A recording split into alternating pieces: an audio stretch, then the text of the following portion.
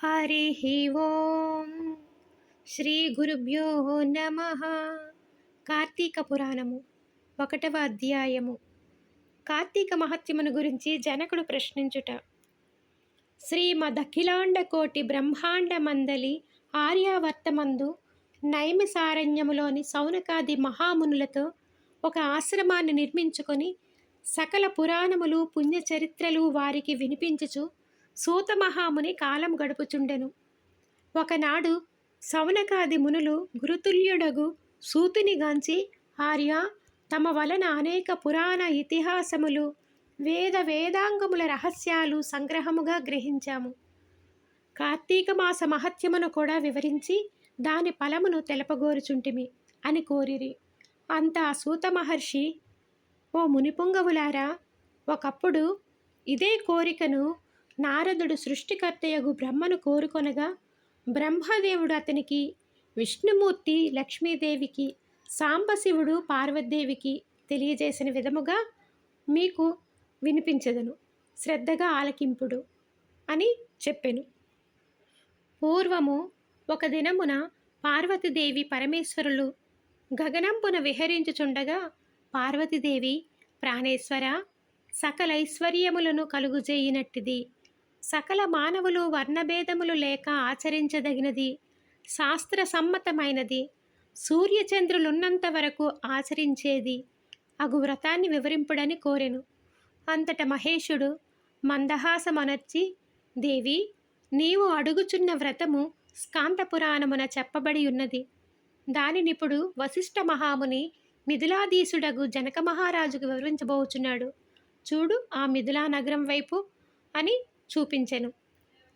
అట మిథిలా నగరములోని వశిష్ఠుని రాకకు జనకుడు సంతోషించి అర్ఘ్యపాద్యములతోని సత్కరించి కాళ్ళు కడిగి ఆ జలమును శిరస్సుపై చల్లుకొని, మహాయోగి, మునివర్య, తమ రాక వల్ల నేను, నా శరీరము, నా దేశము, నా ప్రజలు పవిత్రులమైతిమి.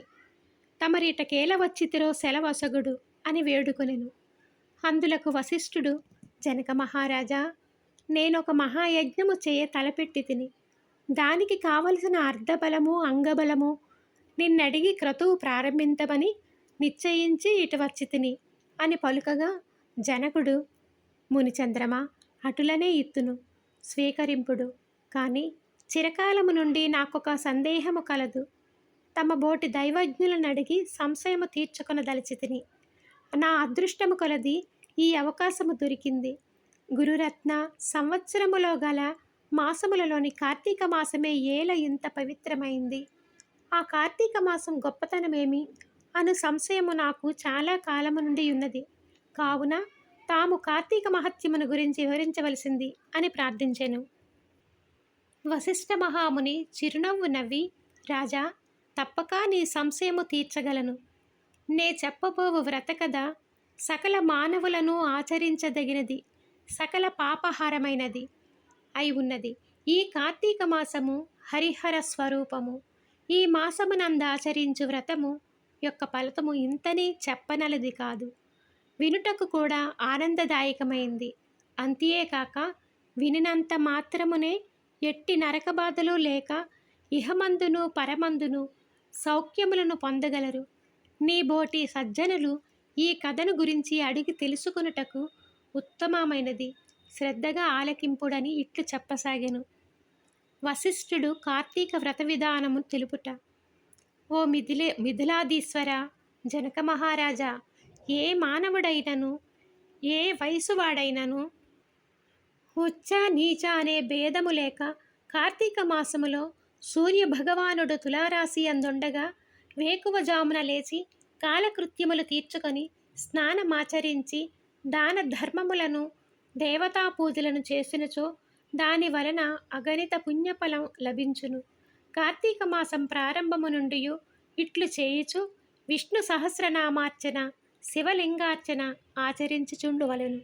ముందుగా కార్తీక మాసమునకు అధిదేవతయగు దామోదరునకు నమస్కరించి, ఓ దామోదర, నేను చేయు కార్తీక వ్రతం నాకు ఎట్టి ఆటంకములు రానియక నన్ను కాపాడుము అని ధ్యానించి వ్రతమును ప్రారంభించవలెను.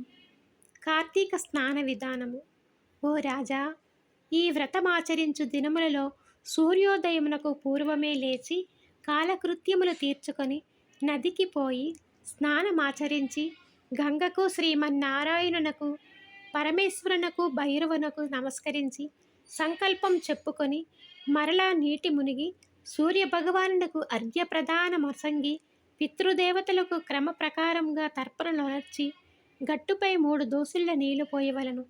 ఈ కార్తీక మాసములోని పుణ్యనదులైన గంగా, గోదావరి, కృష్ణ, కావేరి, తుంగభద్ర, యమున మున్నగు నదులలో ఏ ఒక్క నదిలోనైనను స్నానమాచరించిన ఎడల గొప్ప ఫలము కలుగును. తడిబట్టలను వీడి మడిబట్టలను కట్టుకొని శ్రీ మహావిష్ణువుకు ప్రీతికరమైన పుష్పములను తానే స్వయముగా కోసి తెచ్చి నిత్య ధూపదీప నైవేద్యాలతో భగవంతుని పూజ చేసుకొని గంధము తీసి భగవంతునికి సమర్పించి తాను బొట్టు పెట్టుకొని వెమ్మట అతిథి అభ్యాగతులను పూజించి వారికి ప్రసాదమిడి తన ఇంటి వద్ద కానీ దేవాలయములో కానీ రావి చెట్టు మొదట కానీ కూర్చుండి కార్తీక పురాణమును చదవలను. ఈ సాయంకాలము సంధ్యావందనం ఆచరించి శివాలయమందు కానీ విష్ణాలయమందు కానీ తులసకోట వద్ద కానీ దీపారాధన చేసి శక్తిని బట్టి నైవేద్యం తయారు చేయించి స్వామికి సమర్పించి అందరికీ పంచిపెట్టి తర్వాత తాను భుజింపవలెను. మరునాడు మృష్టాన్నములతో భూత తృప్తి చేయవలెను. ఈ విధముగా వ్రతమాచరించిన స్త్రీ పురుషులకు పూర్వమందును ప్రస్తుత జన్మమందును చేసిన పాపము పోయి మోక్షమునకు అర్హులగుదురు. ఈ వ్రతము చేయుటకు అవకాశము లేనివారు వ్రతము చేసిన వారులను చూసి వారికి నమస్కరించినచో వారికి కూడా తత్సమాన ఫలము కలుగును. ప్రథమాధ్యాయం మొదటి రోజు పారాయణం సమాప్తం. హరే కృష్ణ.